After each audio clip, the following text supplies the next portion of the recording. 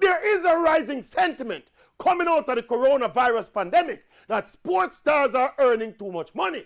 There have been calls for cuts to their salaries and for them to contribute more to the needs of the suffering people during this crisis. And we must balance the principles here by understanding that it's the forces of the market that determine the high earnings of sports stars.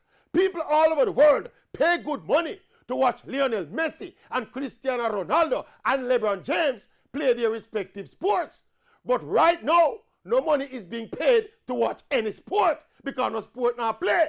And if we are to be consistent, the forces of the market should be dictating that nurses and doctors and other healthcare professionals, they should be getting the big bucks that the sports stars and the entertainers used to earn before the crisis. Right now, the overwhelming demand is for healthcare services. The doctors and the nurses are on the front line making the sacrifices to save people's lives, some of them losing their own lives.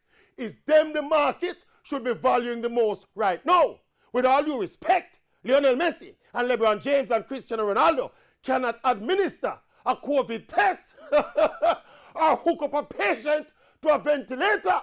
so by right, nurses and doctors should be getting the $1 million contracts right now.